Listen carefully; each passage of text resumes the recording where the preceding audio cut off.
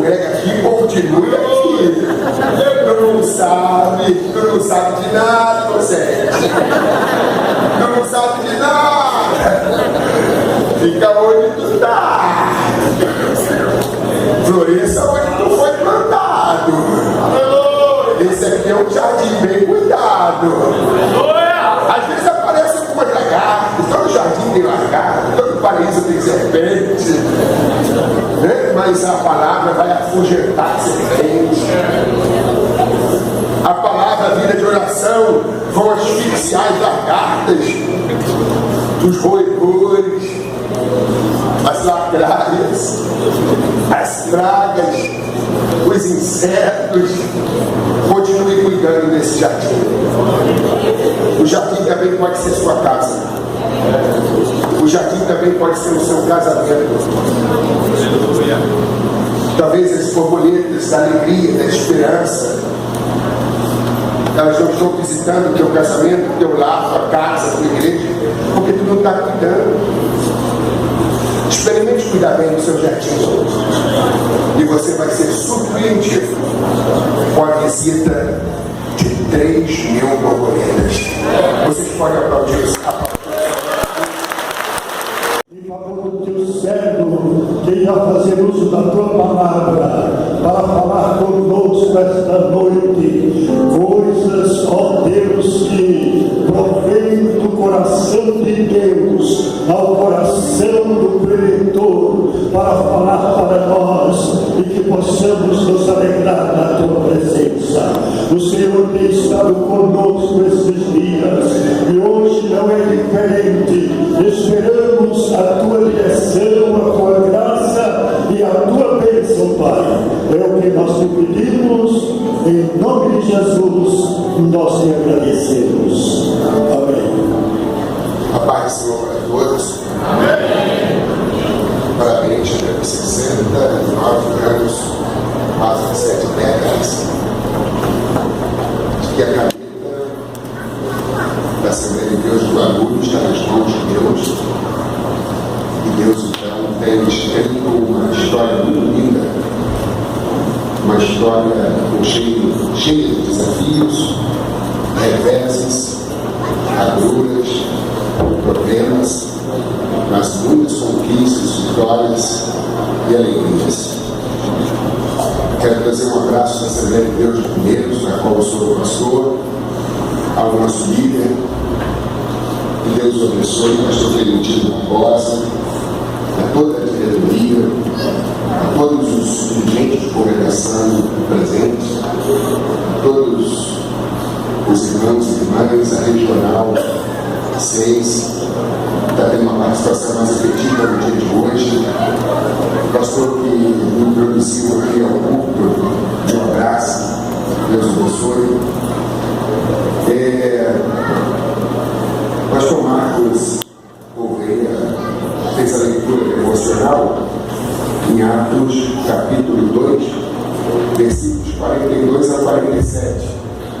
Eu quero utilizar um versículo extra, 41 também. Sentados como estão, permaneçam. Abram comigo em Atos 2, 41 ao 47. Quando ele disse que nenhum pregador havia usado esse texto, eu também não o usaria, mas eu tomei como um bom conselho, porque é um texto muito rico.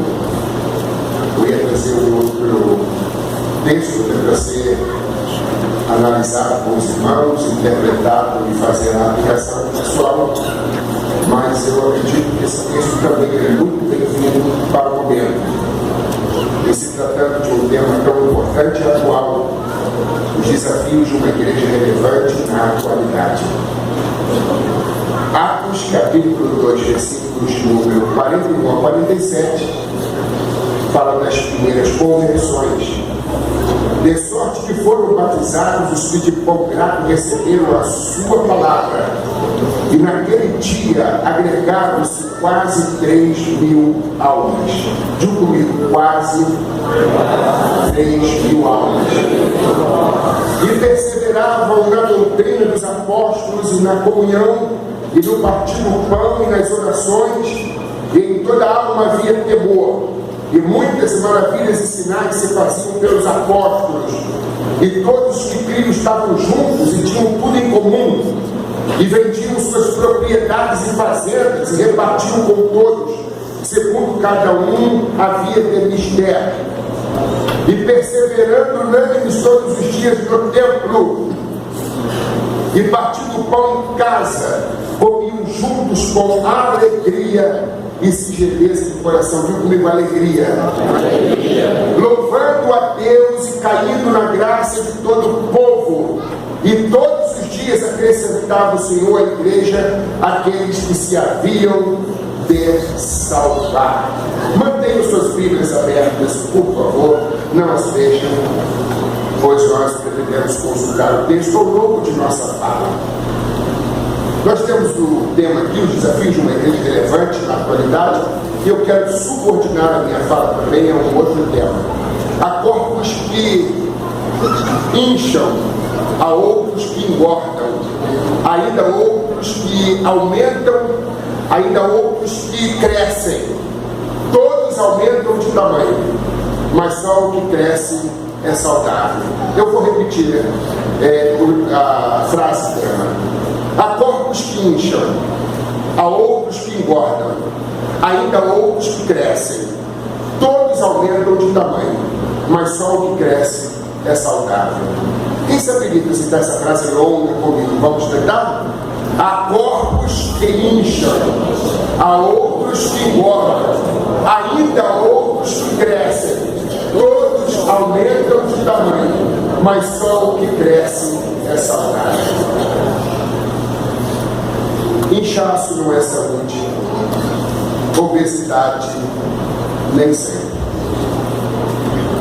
Eu posso falar de obesidade, né? Um corpo do Timaya, do tamanho do Timaya, tipo, não é uma boa coisa, não é uma boa opção. Há corpos que incham, há outros que engordam, ainda outros que crescem. Todos aumentam de tamanho, mas só o que cresce é saudável. Às vezes aquilo que você pensa que é crescimento nada mais é do que inchaço, do que obesidade. Porque crescimento é outra coisa, como nós veremos ao examinarmos o texto em apreço. A igreja primitiva é uma igreja modelo, é um modelo de igreja. Quão bom seria se toda a igreja se preocupasse em tomar a igreja do primeiro século da era cristã, chamada igreja primitiva, igreja apostólica, como exemplo, como paradigma, como referencial. Essa igreja tem muito a nos ensinar, longe de ser uma igreja perfeita, até porque ela é composta de homens como nós, de carne e ossos, sangue, músculo e pele, tutano e cartilagem. Eram homens falhos, mas eram homens tementes. Eram seres humanos imperfeitos, mas que se entregaram irrestritamente a um Deus perfeito. E viviam em função do cumprimento da vontade do seu Salvador e Senhor Jesus Cristo, que também é o nosso Senhor e Salvador. O texto em apreço, a começar do versículo 41, diz: de sorte que foram batizados os que de bom grado receberam a palavra de Deus. Nenhuma igreja é relevante se ela não recebe de bom grado a palavra. Nenhuma igreja se torna relevante se ela não procura viver a palavra, moldar o seu comportamento, atitude, testemunho, subordinar tudo isto ao escrutínio, ao crivo da palavra. Nenhuma igreja se torna relevante se o púlpito, ao invés de se ocupar com a exposição da palavra, se ocupar com a exposição de outras coisas, a exemplo de doutrina dos homens, usos e costumes ou coisas desta natureza. A igreja primitiva era a igreja do Espírito e da palavra e do Espírito. Daí ela ser uma igreja relevante, um modelo de igreja, uma igreja modelo. E diz mais o texto: naquele dia agregaram-se quase 3.000 almas. O texto fala que em razão do discurso, da pregação, do sermão do apóstolo Pedro, que de forma inflamada, eloquente, ungida, poderosa, expunha a palavra de Deus, as Escrituras, e houve um impacto em massa. E o povo que havia recebido aquela palavra de bom grado se curva, se alquebra diante de Deus, arrependida. Aquela multidão estava arrependida e impactada com o poder da fala de Pedro. A igreja que parou de se arrepender parou de crescer, porque somente uma igreja que cresce, tomando como base o arrependimento, a rejeição de tudo aquilo que fere, que agride os princípios, os valores cristãos. A igreja que abraça a palavra, que recebe a palavra, que vive a palavra, que teme a palavra e que rejeita tudo aquilo que está contra a palavra, é uma igreja arrependida e é uma igreja relevante. E de um momento para o outro, há um crescimento meteórico, estratosférico. Já imagina, tenta imaginar uma igreja que num único culto tem um crescimento quantitativo dessa magnitude.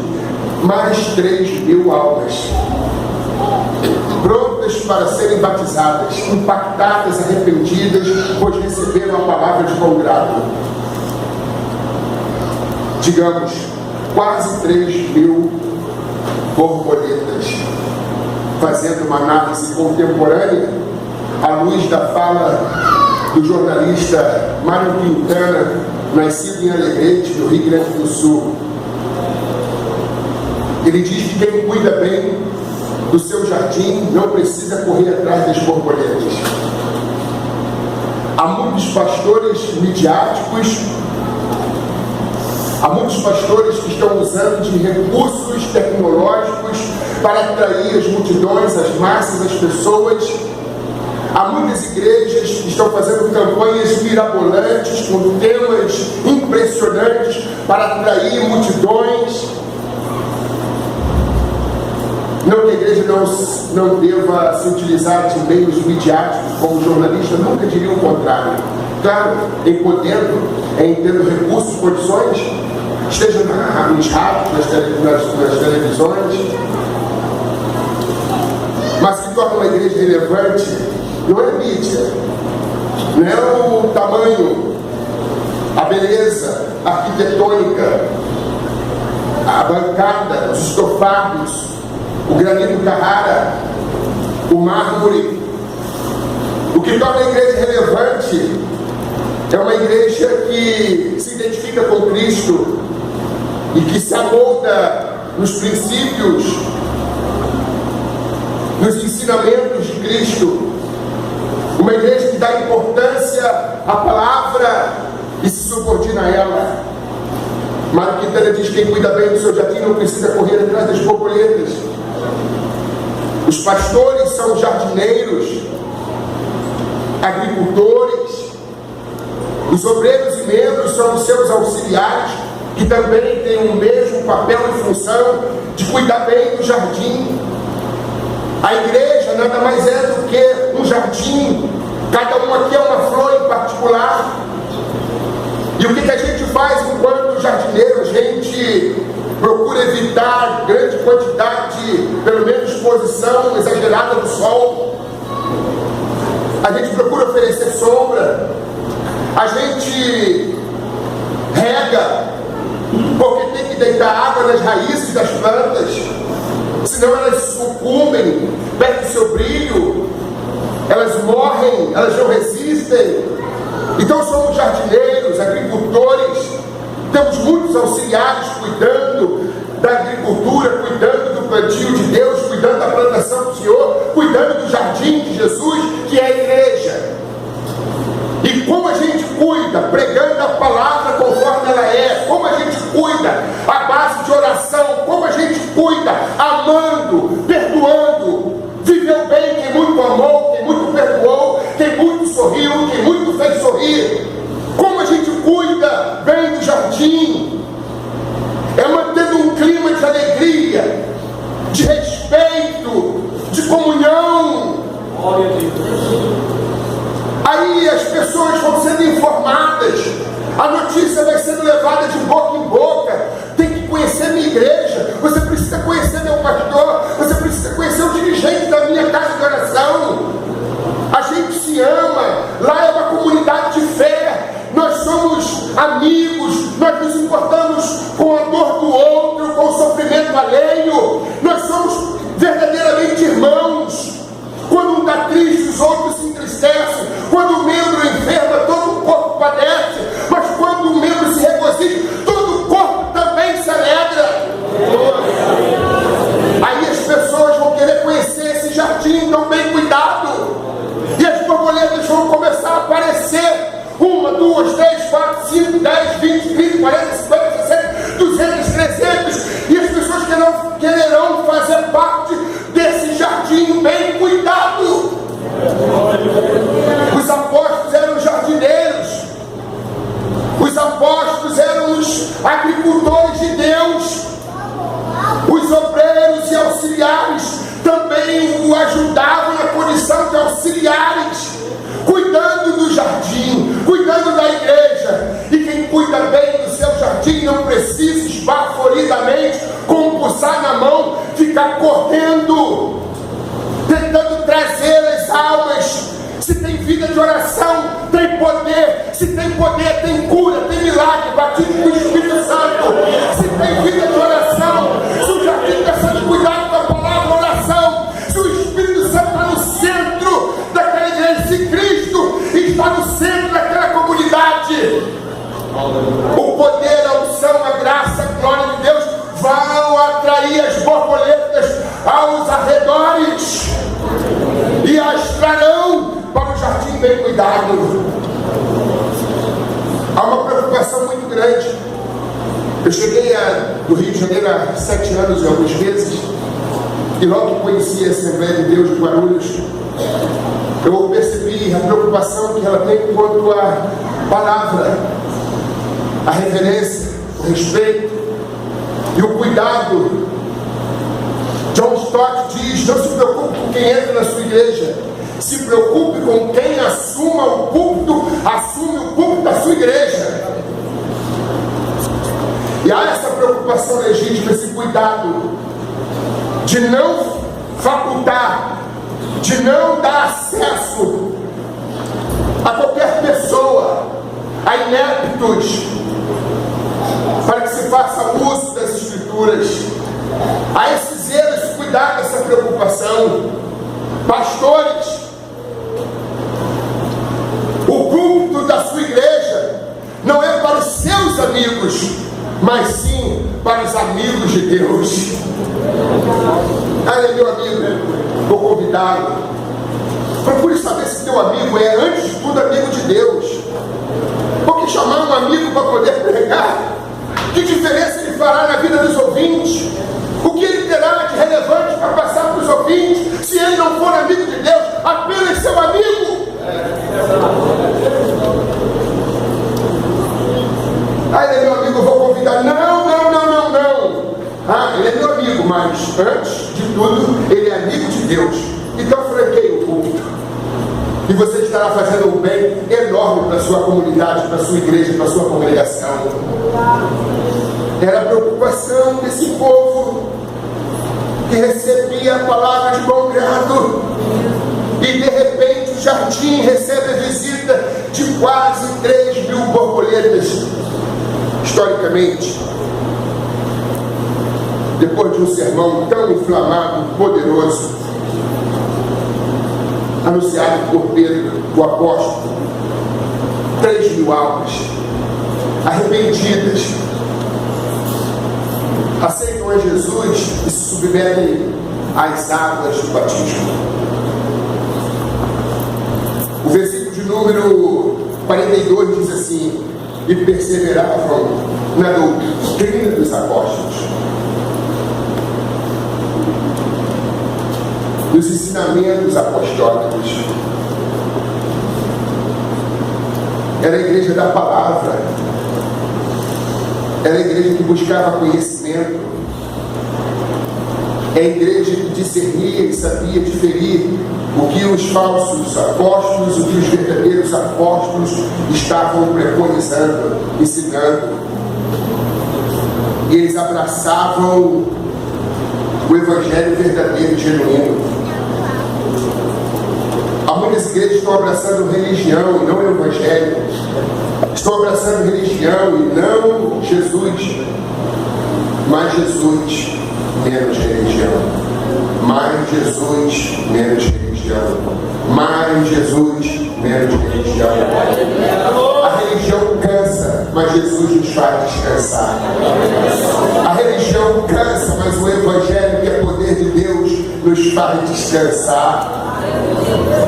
Tem gente que abraçou a religião, abraçou um modelo de igreja equivocado, ultrapassado, obsoleto, abraçou um modelo de igreja totalmente equivocado, que não reflete os ensinamentos apostólicos. A igreja que lançou um outro fundamento que não é Jesus Cristo, mas é questão de tempo, tudo vai ruir. Se o fundamento não for Jesus, não for os ensinamentos apostólicos, se o fundamento não for a palavra de Deus, o próprio Jesus, o Espírito Santo, tudo vai ruir, é questão de tempo. E esta igreja era um modelo de igreja, é um modelo de igreja, uma igreja modelo, não só porque perseveravam, os irmãos perseveravam na doutrina dos apóstolos, mas também como na comunhão e no partir do pão e nas orações. Como anda a tua vida de oração? Charles Haddon Spurgeon, nascido em 1834, um pregador inglês, ele diz: estar pouco com Deus é fazer pouco de Deus. Faça da oração não um pedestal, mas um estilo de vida. Leonardo Rivail diz que a oração é o oxigênio da alma. Tenta viver sem respirar. Como é que você tenta viver sem orar? Ambas as coisas não dão certo. Para você se manter vivo, você tem que respirar. Para você manter-se vivo, espiritualmente vivo, você tem que orar. Como anda a tua vida de oração? Eu não tenho tempo de orar. A Bíblia diz que há tempo para todas as coisas debaixo do sol. A questão é que muitos de nós somos maus mordomos do tempo. Não o administramos bem, nem para a glória de Deus. Temos tempo para tantas coisas. O que está faltando é o princípio da prioridade. O que é prioridade? O que a minha vida está sendo sufocada, asfixiada? Qual é a minha ocupação que eu preciso sacrificar para poder ter tempo para a palavra, ter tempo para a oração? E em toda a alma havia temor. E em consequência disso, o temor atraía o sobrenatural, porque o texto, versículo 43, diz que muitas maravilhas e sinais se faziam pelos apóstolos. Uma igreja relevante é uma igreja que teme a Deus. O temor do Senhor é o princípio da sabedoria. Temer a Deus, reverenciá-lo. Independentemente se você está sendo vigiado ou não, se tem gente por perto ou não. Essa não é a questão é viver com a percepção de que onde você põe as plantas dos pés e as palmas das mãos, ali é um solo sagrado, ali está Deus. E você precisa ter uma boa consciência para com Ele e também para com os homens. Mas se você tem uma boa consciência para com Ele, automaticamente você vai ter uma boa consciência para com as pessoas à sua volta. Reputação é diferente de caráter, porque reputação é aquilo que vocês pensam ao meu respeito. Caráter é aquilo que Deus sabe sobre mim. Caráter é aquilo que eu sou quando ninguém está por perto. A reputação é exatamente isto. Às vezes eu abraço a ética para poder saber entrar, sair e receber admiração. Mas nos bastidores, quem é Alex Cardoso? Há muita gente que em casa é um leão, na rua um fanfarrão e na igreja um santarrão. Há muita gente que usa máscara. Há muita gente que parece que é, mas não é. Tem reputação, mas não tem caráter. Ter reputação é muito bom, mas ter caráter é melhor. E muitas vezes, para você estar bem com Deus, você tem que encarar a carranca das pessoas. Você vai se estar mal com os homens.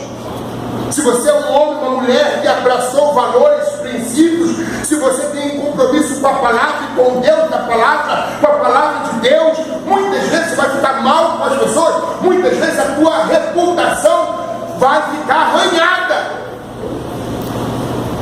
Mas entre a tua reputação e fazer a vontade de Deus, escolha fazer a vontade de Deus, porque Deus cuida da reputação de quem cuida da reputação dele.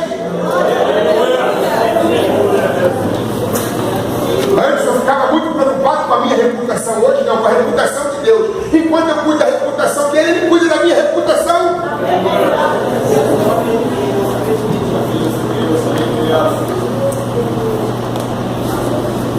O sobrenatural, sinais e maravilhas, são respostas de uma vida temente a Deus, de uma vida comunitária temente a Deus e a sua palavra, a palavra de Deus e ao Deus da palavra. 44. E todos os que criam estavam juntos e tinham tudo em comum. Não havia disputas predatórias, embates, entraves. Ninguém fazia o outro de degrau. Ninguém queria ganhar vantagem sobre outrem. Todo mundo vivia de uma forma muito igualitária, despretensiosa, sem ostentações. O egoísmo estava embaixo e o amor estava em alta. Todo mundo se preocupava com todo mundo. Era uma igreja empática. Empatia nada mais é do que a capacidade de sentir a dor do outro, perceber o sofrimento do outro em você, na própria pele. E em função disto, desse sentimento nobre, você se mover em direção à pessoa que sofre.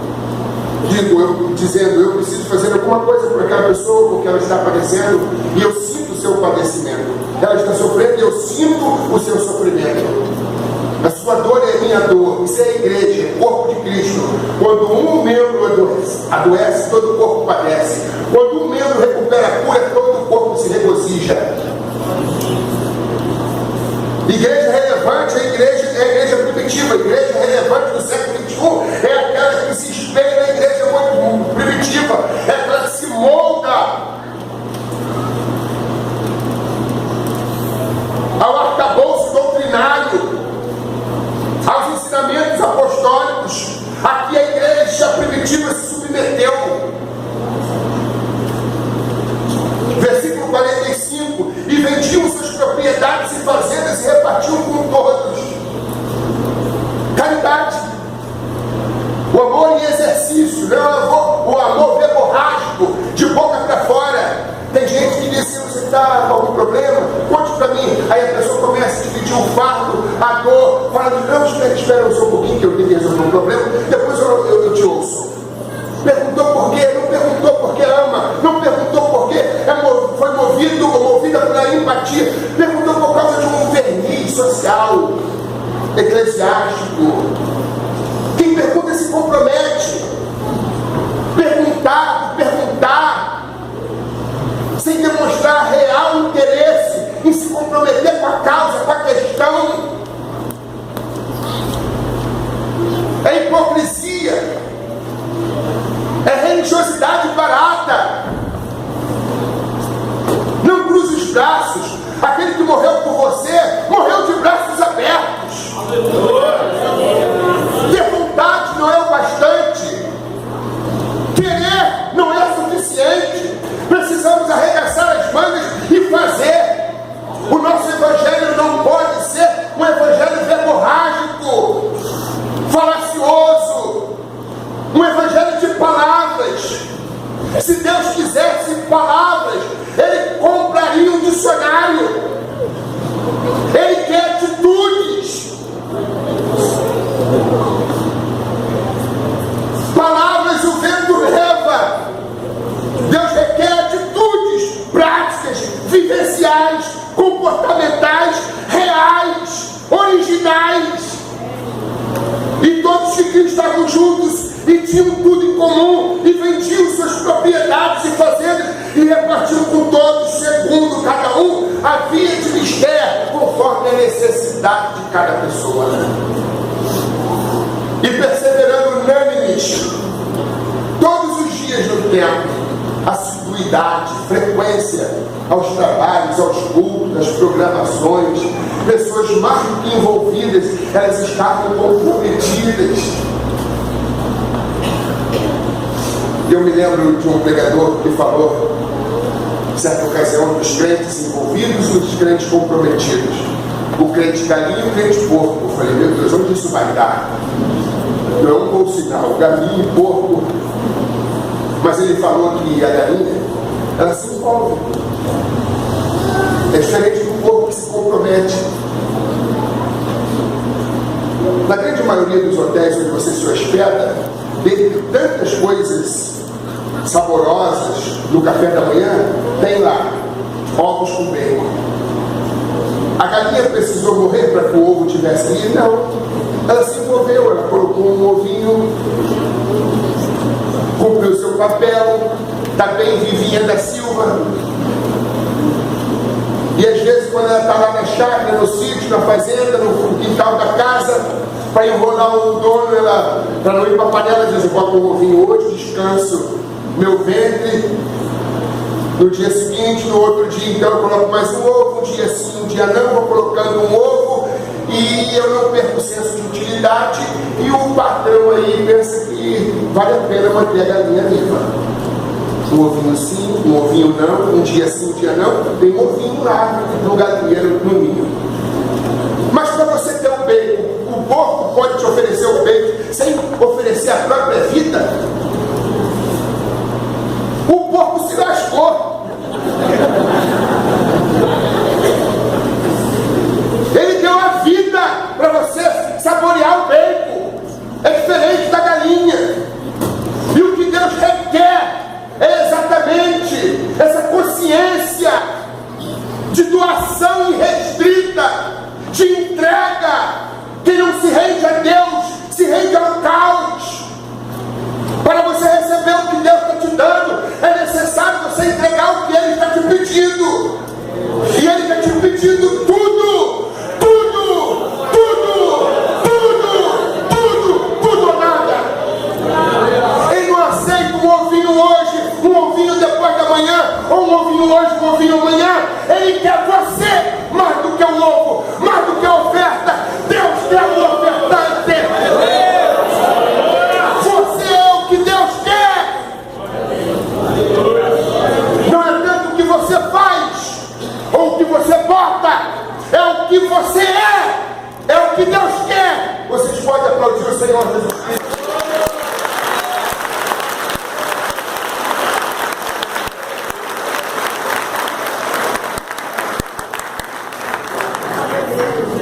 Vida de galinha, vida de porco.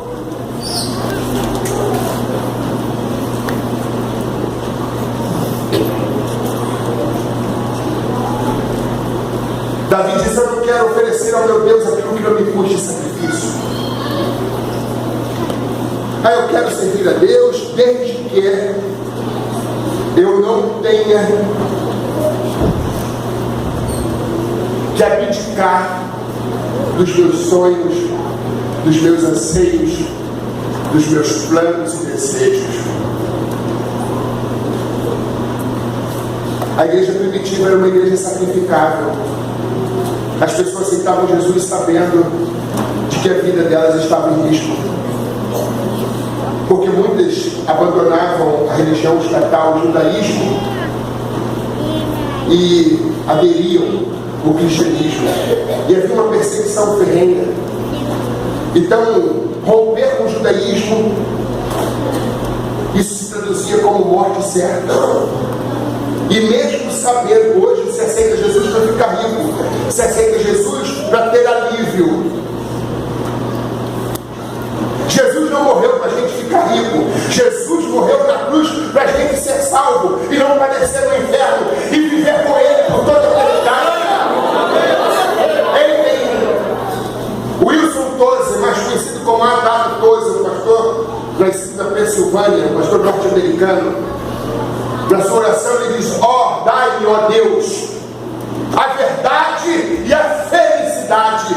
Mas se eu não puder ter ambas as coisas, a verdade e a felicidade, então me dê a verdade, porque eu terei toda a eternidade para ser feliz lá no céu.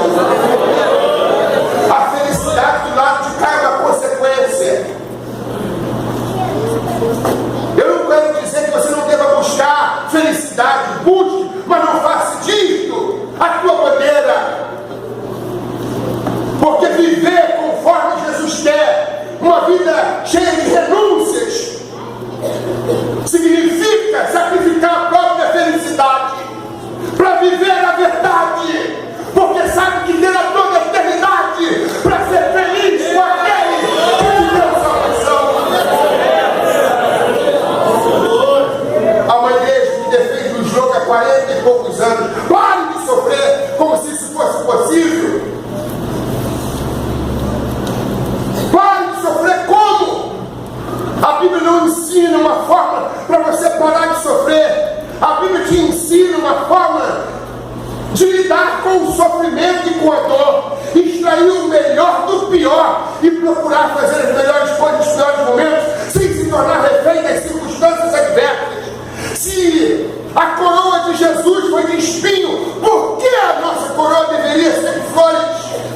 No mundo tereis aflição, mas tem de bom ânimo, tem de fé, tem de coragem. Então, quem quiser servir a Cristo piamente, padecerá a perseguição. Para os cristãos do primeiro século, o sofrimento era honorável. Muitas vezes eles eram presos, levados perante o sinédrio, eram achincalhados, humilhados, recebiam açoites, chibatadas, e quando saíam, não saíam cabisbaixos, reclamando da vida, murmurando, se queixando. Eles julgavam uma honra terem padecido pelo nome de Jesus. Sofrer pela causa do Mestre é uma honra. Sofrer pela causa do Mestre é uma honra. Sofra para a glória de Deus. Sofra por estar fazendo a coisa certa. Sofra por levar uma vida de renúncia. Tua obra terá uma recompensa. E perseverando unânimes todos os dias no templo, e partindo o pão em casa, comiam juntos com alegria e singeleza de coração. Tudo que se fazia lá era com alegria e com singeleza. Não basta fazer, tem que fazer com alegria. Não basta cantar, tem que cantar com alegria. Não basta pregar, tem que pregar com alegria. Não basta dirigir a igreja, tem que dirigir com alegria. Não basta tocar, tem que tocar com alegria. Não basta varrer o tempo, tem que varrer com alegria. Não basta passar pano nos bancos, tem que passar com alegria. Servir o Senhor com alegria. Para onde foi tua alegria? Se não há alegria na tua vida cristã,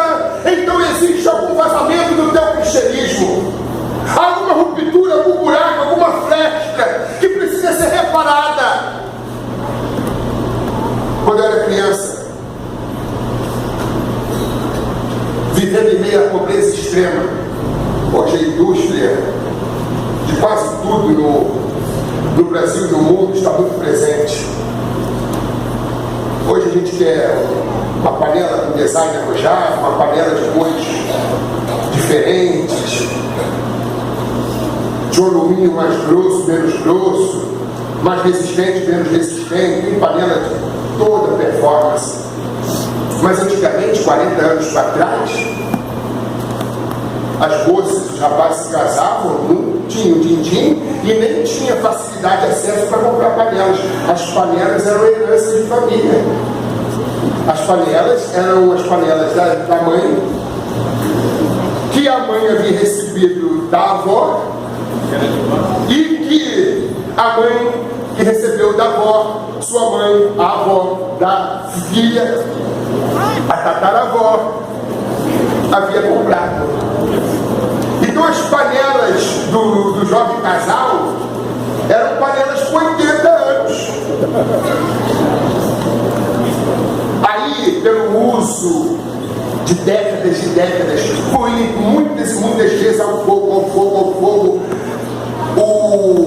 o alumínio virava uma película muito fina, daqui a pouquinho havia um rompimento, o buraco ia aumentando de tamanho, vazava o refogado, o ensopado, aí não precisava ficar inutilizada. Aí, nessas regiões bem distantes, esperavam a vinda do arrebitador. Era um homem de cavalo, de carroça, às vezes empurrando a própria carrocinha, o carrinho sobre rodas, e gritava: arrebite! Eu me lembro quando era criança: arrebite! Aí as mães, ocupadas com seus afazeres domésticos, sempre pegavam um filho que fica lá no portão. Quando o arrebitador começar a gritar arrebite, chama a mamãe, que a mamãe tem que consertar, reparar algumas panelas aqui. E quem era o sentinela da mamãe? Alex Cardoso. 6, 7, 8 anos, ficava lá esperando. Quando aquele homem apontava lá na esquina: arrebite! Eu corria: mãe, o arrebitador está chegando. Aí minha mãe pegava 3, 4, 5 panelas, chegava lá e ficava negociando: mas senhor, um precinho, camarada. Expressão bem carioca, né? Ô meu camarada, faz um precinho, camarada. Ah, tanto senhora, não. Mas enquanto ela estava negociando, o cara já estava colocando arrebite. Se vai chegar um denominador comum, não, ele já está ali, ele tem pressa, tem muita gente para poder atender. Aí daqui a pouquinho tinha um empate e chegava o denominador comum, nem eu nem a senhora, tanto. Aí minha mãe estava lá, passava os cruzeiros. Eu não sou do tempo dos réis, né? Eu me lembro. Aí minha mãe foi toda contente, a panela que foi da minha tataravó, da minha avó, da minha trivó, tataravó, né? Da minha vovó. Agora elas estão prontas para serem usadas outra vez. Se não há alegria na tua vida cristã, algum vazamento no teu cristianismo. Às vezes, num culto como esse, Deus dá glória, derrama sua glória, né? Deus dá unção, poder, cura, alegria. Deus restaura, Deus aviva, Deus conforta, Deus edifica. Aí a pessoa sai daqui regozijando, sai daqui feliz, alegre. Aí daqui a pouquinho, no dia seguinte, bate boca, reclama de tudo. Daqui a pouquinho não tem mais aquela alegria, aquela unção se foi. É porque existe uma ruptura, um buraco, uma fresta no teu cristianismo. Deus manda a bênção, ela vaza. Deus manda a alegria, vaza. Deus manda a unção, vaza. Aí você vem para outro culto e se alegra, termina o culto, termina a alegria. É uma alegria descartável, é uma alegria muito efêmera, é uma alegria muito transitória. Não que a seja, mas é porque não foi reparado o buraco. E que hoje você possa dizer: Deus, visita a interioridade do meu ser, o porão da minha alma. Vai lá onde houver uma fresta, onde houver um buraco, onde houver, Senhor Jesus querido, um vazamento. Bota rebite, bota rebite, bota rebite. Aí você vai ter essa alegria, essa unção,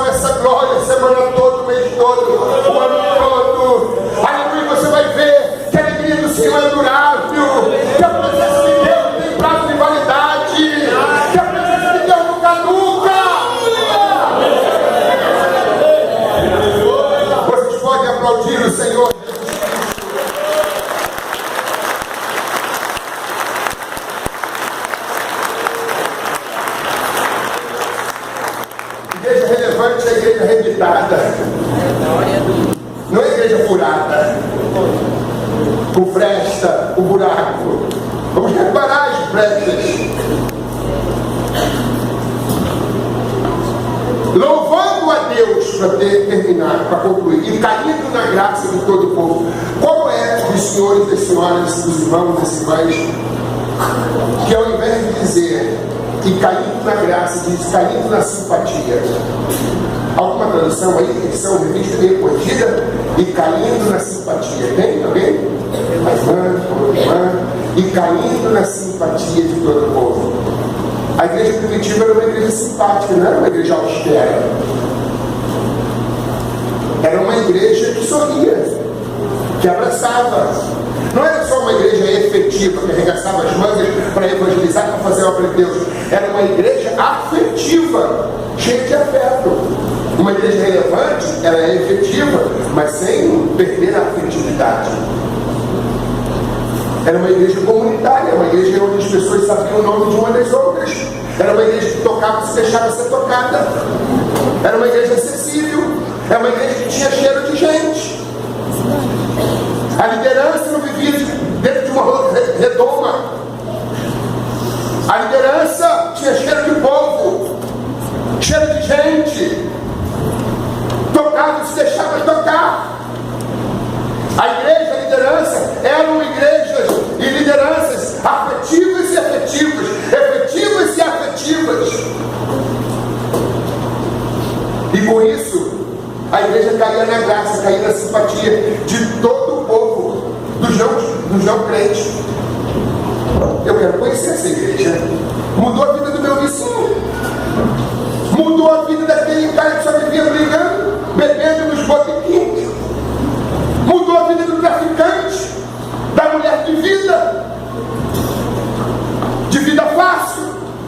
Eu quero conhecer essa igreja, onde as pessoas entram quebradas e saem com dignidade. Eu quero conhecer uma igreja que caía na simpatia, que caía na graça. Existem vários tipos de igreja. Uma delas é a igreja simpática, a igreja primitiva. Ao contrário dessa, tem a igreja antipática. Os chineses têm um provérbio que diz: aquele que não sabe sorrir não pode abrir uma loja. Ah, já sei. Vou comprar um escritório, vou alugar uma sala na Vieira Solto, no Rio de Janeiro, na Avenida Paulista, em São Paulo, capital, num prédio de granito Carrara, blindex.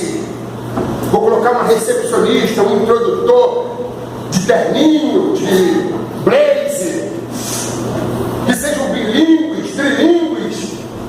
Mas aí você contrata uma pessoa, está lá toda etiquetada, toda engomadinho, com muito QI, com muito intelecto, com muito conhecimento, mas uma pessoa sem QE, sem consciência emocional, não sabe lidar com o público, gente marrenta, nojenta, turbulenta, gente mal educada, gente mal-humorada, gente fechada, gente com cara de carranca.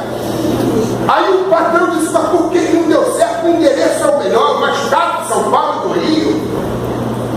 A performance, a infraestrutura, equipamento, tecnologia de ponta, tudo arrojado. Por quê? É porque não sabe atender, não sabe interagir, não sabe sorrir. Um jardim bem cuidado é um jardim onde tem espaço para alegria, onde as pessoas sorriem. Viveu bem quem muito amou, quem muito perdoou, quem muito sorriu, quem muito fez sorrir. Uma igreja onde as pessoas não sabem sorrir, os introdutores não sorriem, as recepcionistas não sorriem, não há espaço para alegria.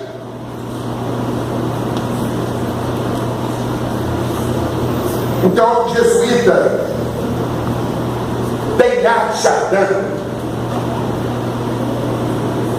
ele diz que a alegria é a maior evidência da presença de Deus. Quer ter certeza se Deus está presente? Perceba o clima de tristeza ou de alegria.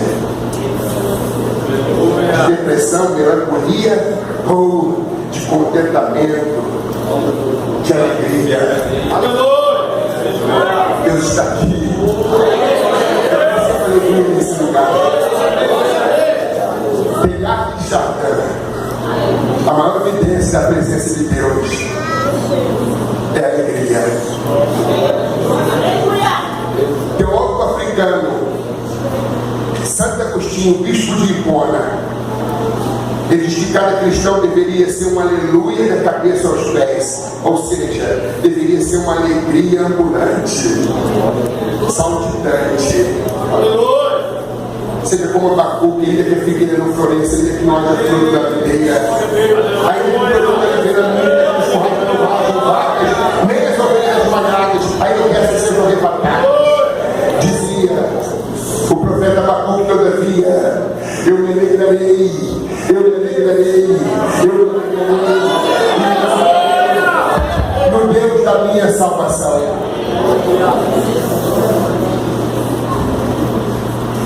E a gente está terminando, louvando a Deus e caindo na graça de todo o povo, caindo na simpatia de todo o povo, e todos os dias acrescentar o Senhor à igreja aqueles que haviam de se salvar, ou que haviam de ser salvos. A igreja primitiva era uma igreja simpática, ao contrário de algumas antipáticas. Tem a igreja empática e tem a igreja psicopática. É a igreja que tem inclinação homicida. O espírito de morte reina. Muita fofoca, muita gente querendo a cabeça de gente, muita gente apunhalando pelas costas, chega com mel na boca e uma espada na cintura. Gente que dá tapinha no ombro e diz: eu sou muito amado naquela igreja. Nada, estava procurando saber onde tinha osso, onde não tinha osso, para poder enfiar a faca. Tem igrejas que são enfermiças, psicopáticas. Tem igrejas que têm comportamentos temerários. E o psicopata, você nunca sabe que é um psicopata, porque ele sorri, ele mascara a má índole, as inclinações, as sombras, a maldade. Às vezes é um vizinho acima de qualquer suspeita, mas meu Deus, um homem calmo, ético, educado. Quer dizer que ele matou a esposa, arrancou a cabeça, arrancou as unhas com alicate, cortou as mãos, o pulso, cortou o pescoço, cortou os dedos dos pés, um calcanhar, a canela, o feno, separou, pegou a faca do açougueiro e fez uma lenha. Com toda calma, ele sorrindo, com requinte de crueldade. Congrega aqui, continue aqui. Tu não sabe de nada, você. Tu não sabe de nada. Fica onde tu tá. Floresça onde tu foi plantado. Esse aqui é um jardim bem cuidado.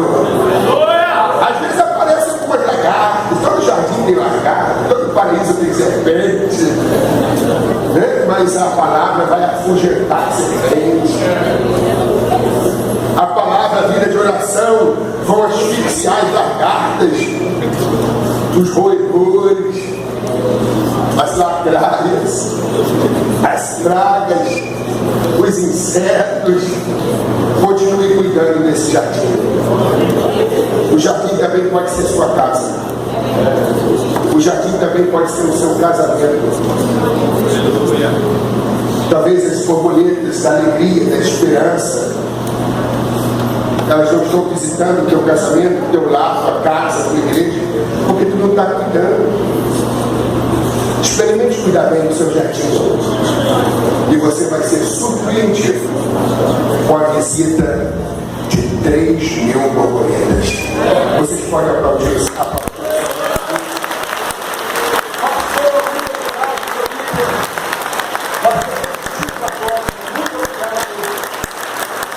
Eu estava observando ali a frente de eleitores, para esses 69 anos de fundação aqui da Assembleia de Deus Guarulhos. E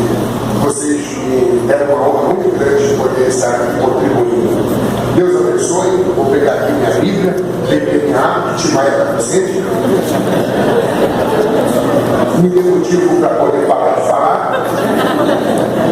E eu dar um abraço aqui no meu pai, então. Deus abençoe.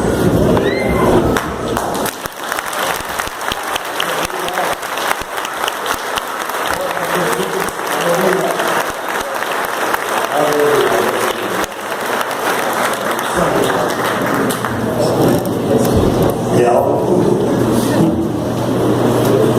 que é muito importante a gente receber e pôr em prática. No cantar é que você já sabe,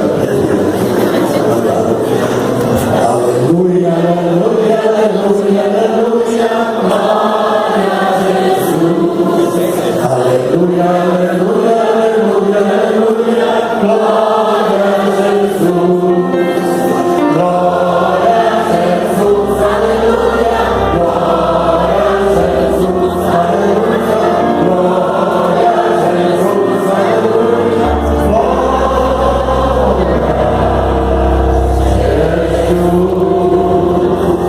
vamos repetir? Aleluia, aleluia, aleluia, aleluia, glória a Jesus. Aleluia, aleluia, aleluia, aleluia, glória a Jesus. Glória a Jesus, aleluia, glória a Jesus, aleluia, glória a Jesus, aleluia, glória.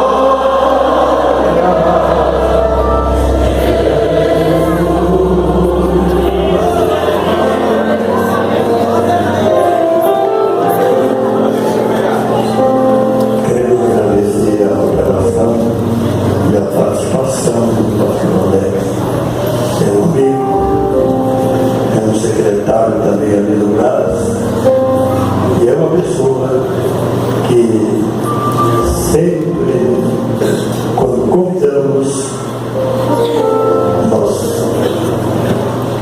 recebemos o que a sua pessoa com muito carinho, né? Nós temos alguns anúncios. Hoje é o penúltimo culto dessa série de cultos. Eu quero pedir, e amanhã a igreja esteja em peso. Amanhã tem regional, tá entendendo? Tem um grande trabalho no período da manhã com toda a mocidade do campo, né? Do campo. Tem gente aí que está criando alguns pesquisas, não dá, porque tem escola, tem ensaio, tem isso.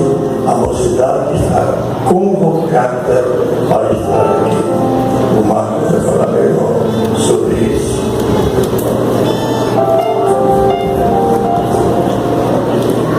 Meus queridos, então amanhã cedo, a partir das 9h30 da manhã, nós estamos aqui com os jovens do campo. O cantor Sérgio Salles estará aqui, então nós teremos uma manhã na presença do Senhor.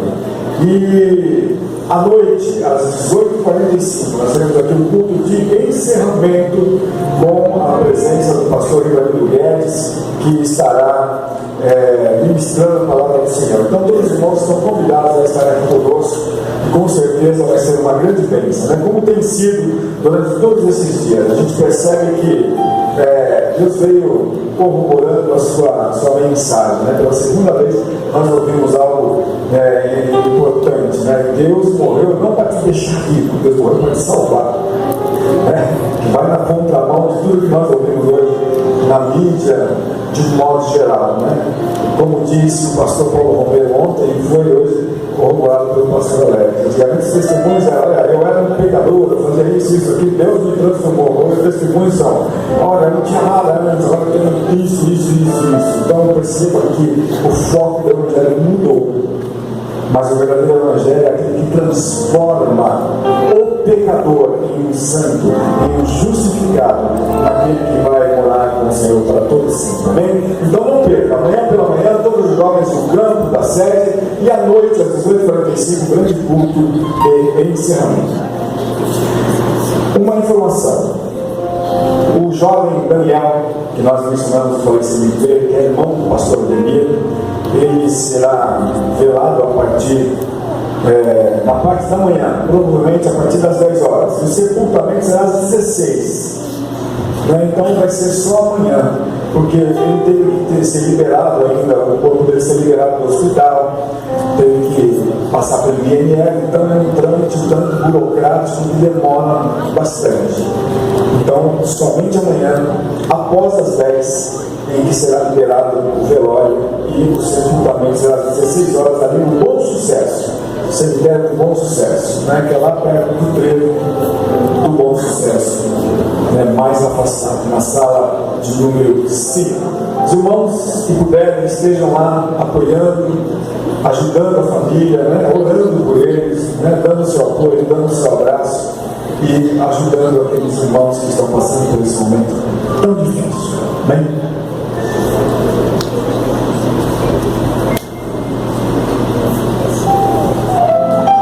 Pessoal da igreja do Pai do Senhor, vamos ficar em pé para fazer uma oração, agradecendo a Deus por mais esse privilégio de estarmos aqui reunidos nessa noite, nesse sexto culto de aniversário, para que possamos retornar para os nossos lares. Maravilhoso Deus e Pai, nesse momento, ó Deus, que aqui estamos de graça te dando, ó Pai. Eu vou aqui por esse privilégio, aqui estamos reunidos mais uma vez, ó Pai, estamos nesse culto, eu vou aqui, nesse culto de aniversário da tua igreja, ó Pai, agradecendo pela mensagem, por mais esse privilégio de estar louvando o teu nome, pela tua presença nas nossas vidas, ó Pai. Eu vou aqui por tudo isso e te pedir, ó Deus, em nome do Senhor Jesus, abençoa a tua igreja, abençoa o teu povo que se encontra reunido nessa noite, ó Pai, e agora que estamos retornando para o nosso lar, abençoa o nosso retorno e guarda, livrando de todo perigo e todo mal, ó Pai, pois nós te pedimos e te agradecemos, ó Deus, em nome do Senhor Jesus. Amém. Que o amor de Deus, o nosso Pai, a graça de nosso Senhor e Salvador Jesus Cristo, a comunhão e as consolações do Espírito Santo seja com a igreja, agora e para sempre. Todos digam amém, Jesus. Amanhã, 15 para as 19, estaremos